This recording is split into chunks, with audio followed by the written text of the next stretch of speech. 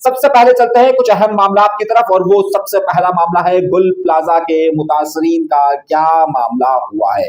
आज 8 दिन हो चुके हैं जब मैं प्रोग्राम रिकॉर्ड कर रहा हूं, पूरे 10:20 हो रहे हैं, यानी कि इस पूरे वाक्य को अब 1 हफ्ता मुकम्मल हो चुका और 8वां दिन लग चुका, यानी कि 8वां दिन शुरू हो चुका। अब तक तमाम मुतासरीन को किसी तौर पर भी मदद फराहम नहीं की गई है। वजीर आला सिंध की तरफ से यह ऐलान कि हर दुकानदार को 5 लाख रुपए दिए जाएंगे। जब मैं प्रोग्राम कर रहा हूं 8वां दिन शुरू हो गया, 1 हफ्ता पूरा हो चुका, अब तक किसी को कुछ भी नहीं मिला। वो लोग जो कि इस वक्त जब मैं आपसे गुफ्तगू कर रहा हूं आज से पूरे 1 हफ्ते पहले ही शहीद हो चुके थे, उन सब कोई जनाजे भी इतवार के दिन हो चुके थे, लेकिन अब तक उनको भी इमदादी रकूम फराहम नहीं की गई है। जहां पर अब तक की सूरत हाल ये कि आज पूरे दिन के अंदर सिर्फ 3 डीएनए कंफर्मेशन हुए हैं, अभी तक और किसी के डीएनए कंफर्मेशन नहीं हुए हैं।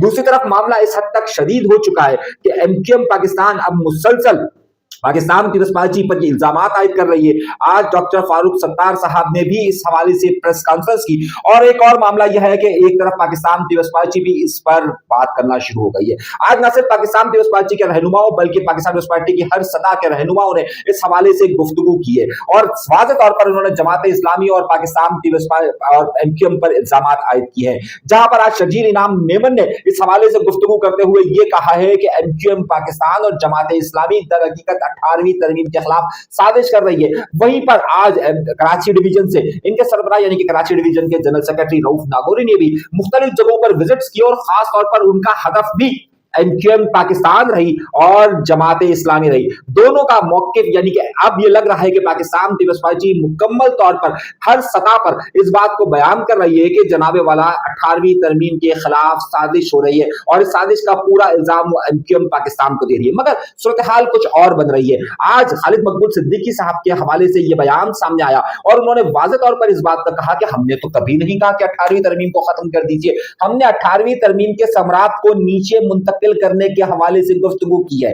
यानी कि एमक्यूएम की आज वाज़ेह पॉलिसी आ गई। 2 दिन से मुस्तफा कमाल साहब के हवाले से कहा जा रहा था कि 18वीं तरमीम का मामला खत्म किया जाए और 18वीं तरमीम को हटाया जाए, 18वीं तरमीम मुनासिब नहीं है। और पाकिस्तान पीपल्स पार्टी भी मुसलसल, जिस तरह मैंने आपसे कहा कि वजीर आला सिंध हो, शर्जील इनाम मेमन हो, नासिर हुसैन शाह हो, शैला रजा हो, अब्दुल कादिर पटेल हो, और उसके साथ साथ रऊफ नागौरी ही क्यों ना हो, हर सतह पर यह इल्जाम आयद किया जा रहा है कि दर हकीकत 18वीं तरमीम के खिलाफ साजिश की जा रही है।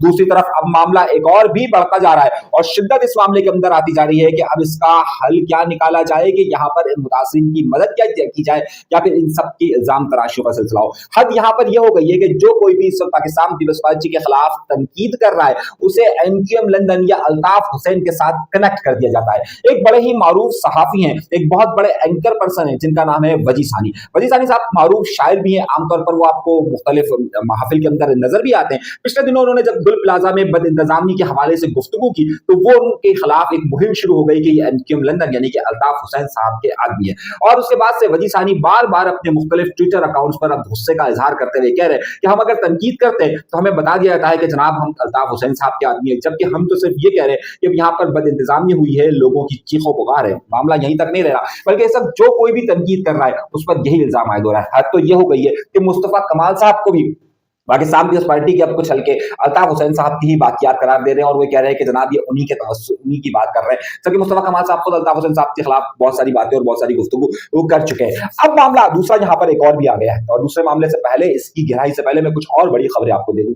आज 17 साल की सजा सुना दी गई है, 17 साल की सजा सुनाई गई है, और 17 साल की सजा सुनाई गई है इमाम नजारी और उनके शौहर को। मामला इतना आसान नहीं है, और मामला इतना आसान नहीं है कि इनके मुख्तलिफ बयानात हैं पाकिस्तान के मुक्तदरा हलकों के खिलाफ, पाकिस्तान की जुडिशरी के खिलाफ और मौजूदा हुकूमत के खिलाफ। पिछले दिनों इन्होंने एक ट्वीट भी किया था कि जिस पर उन्होंने मुख्तलिफ इदारों को जिम्मेदार करार दिया था, जिसके बाद उस ट्वीट के हवाले से इनकी गिरफ्तारी अमल में लाई गई है, और इनकी गिरफ्तारी भी बड़े सनसनीखेज अंदाज से की गई है। पहले इनकी जमानत मंसूख की जाती है, जमानत मंसूख करने के बाद ये 2 दिन तक वहां पर बार के अंदर रहते हैं, और 2 दिन के बाद जब ये वहां से बाहर निकलते हैं तो इन्हें एक और मुकदमे के अंदर गिरफ्तार कर लिया जाता है।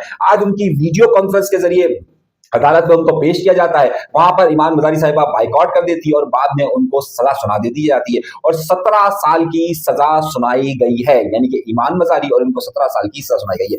अब एक और सजा के लिए भी आप इंतजार कीजिए और वो बड़ी सजा एक और होने वाली है। मैंने आपको पिछले प्रोग्राम के अंदर कहा था कि मुझे मालूम हो गया है कि अनस रिजवी कहां है। आज पाकिस्तान के बहुत सारे टीवी चैनल्स और एंकर्स ने खबर को चलाना शुरू किया, लेकिन मैंने आपको 3 दिन पहले कह दिया था कि मेरी इत्तलात के मुताबिक अब तहरीक लब्बैक का मौकिफ ही है, तहरीक लब्बैक पाकिस्तान का मौकिफ ही है कि अनस रिजवी की गिरफ्तारी को जाहिर कर दिया गया है, जबकि हुकूमत का मौकिफ यह है कि अनस रिजवी साहब जो कि हाफिज साद रिजवी साहब के भाई हैं, खादिम हुसैन रिजवी के बेटे हैं, उनको डेरा इस्माइल खान या डेरा गाजी खान के पास से गिरफ्तार किया गया है और वो इस वक्त पंजाब पुलिस के पास है। जबकि तहरीक लब्बैक पाकिस्तान के तर्जुमान का मौकिफ ये कि ये मुख्तलिफ लोगों के पास थे और अब इनकी गिरफ्तारी जाहिर की गई है। सवाल ये बनता है कि अब इस वाक़े के तकरीबन 4 महीने के बाद अब ये गिरफ्तारी क्यों जाहिर की गई है और अब क्या इन्हें भी बाकायदा अदालतों से सजा होने वाली है? तो हमारी इत्तलात यही कह रही है, हमारी इत्तलात ये कह रही है कि आइंदा दिनों के अंदर हाफिज अनस रिजवी के खिलाफ बाकायदा मुकदमात चलाए जाएंगे और उन मुकदमात पे इन्हें सजा हो सकती है। फिलहाल इनकी जमानतों के कोई इम्कानात नहीं है और इन्हें सजा की तरफ जाना पड़ेगा। एक खबर तो ये हो गई, दूसरी बड़ी खबर यह है और 2 बड़ी खबर, 3 खबर हमने आपको दे दी है। चौथी बड़ी खबर की तरफ हम चलते हैं और बड़े ही अहम मामले की तरफ चलते हैं। इस वक्त पूरे पाकिस्तान के अंदर बल्कि दुनिया भर के अंदर जो मौजूए गुफ्तगू है वो है गजा के अंदर भेजी जाने वाली फोर्सेस और गजा के अंदर जो फोर्स भेजी जा रही है उसमें पाकिस्तान ने दस्तखत कर दिए हैं। यहाँ पर ट्रंप की तरफ से एक शर्त आयद की गई थी कि जनाब जो भी इसके अंदर दाखिल होगा, इस मुआहदे को दस्तखत करेगा, जो फोर्स भेजेगा उसे $1 अरब देना पड़ेगा। अब पाकिस्तान के पास तो जाहिर है $1 अरब है नहीं, अब पाकिस्तान के बजाय कौन $1 अरब देगा? तो अब इत्तलात आ रही है कि पाकिस्तान इसके अंदर परमानेंट मेंबर नहीं है, बल्कि पाकिस्तान इसके अंदर एक माउन के तौर पर वहां पर शामिल हो रहा है। दूसरी तरफ आज बढ़ती हुई खबर यह है कि अब अमेरिका की फौजें ईरान की तरफ बढ़ रही है।